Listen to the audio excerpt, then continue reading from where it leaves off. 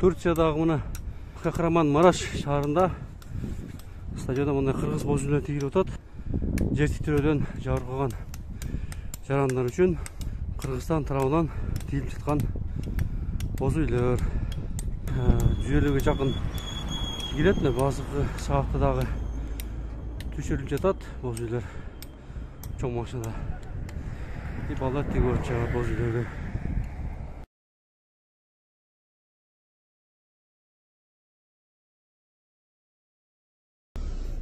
Assalamu alaikum wa rahmatullahi wa barakatuh. Hurmatlı Müslümanlar.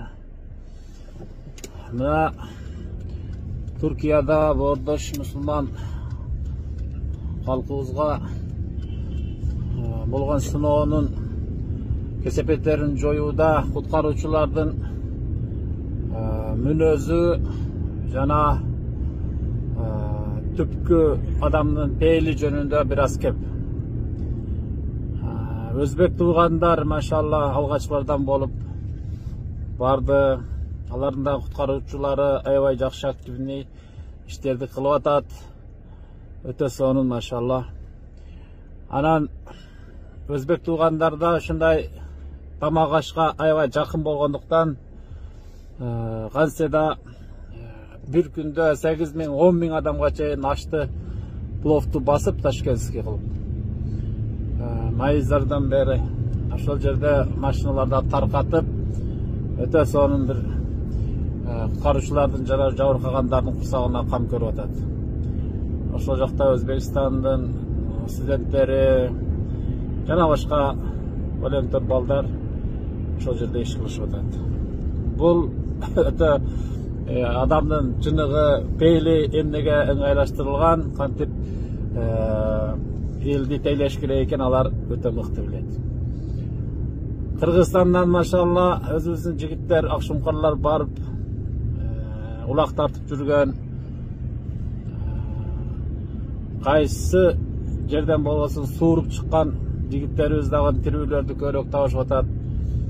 Ошондой эле көчмөн калк экенибизди билдирип, ошол жака дагы боз үйлөрдү алып барып тигип, бандык кыргыздар биригип, аябай бир мындай күчтүү сүрдү көрсөтүп, ошол жерден биздин кыргыз жигиттер дагы өзлөрүнүн мыктылыгын жана шамдагай экенини, өжөр экенини билдирип, аябай жакшы аракеттер болуп атат. Казак туугандарга Алла Таала жерди берген, малды берген, берешен калк. Казактар дагы алгачкылардан болуп барды. Ал жерде куткаруу иштерине өтө активдүү катышып атат. Көп адам барды. Ошол эле учурда мен байкаганым Казакстанда береке бар да, ушунчалык көп фуралар эми көрсөң таң каласың. Тамак аш, ун, макарон, май, ошол казактын далаларынын берекелерин ошол жака жиберип, өтө бир өзлөрүнүн кең пейил экенин, кең дала экенин билдирип, алар дагы каражат жагынан өтө башкалардан айырмаланып, жакшы аракеттерди кылышып атат. Мына ошондой Алла Таала ар бир калкка, ар бир улутка, ар бир жердин адамдарына өзгөчө бир мүнөздөрдү берген. Баргандардын максаты куткаруу, бирок өзүнүн мүнөзүн алып барып, бирөөсү тамак пиширип берип, бирөөсү ушунчалык өжөрлүгү менен адамдарды куткарып, бирөөсү малы дүйнөсү менен, бирөөсү башкасы менен. Ошондой эле башка дүйнө жүзүдөн барган калктардын кылып аткан аракети, камкордугу өтө кубандырат. Ушундайда адамдардын башы биригет. Тынчтыкта дагы биригип үйрөнөлү, тынчтыкта дагы коңшу өлкөлөр бири-бирибизди мактап үйрөнөлү.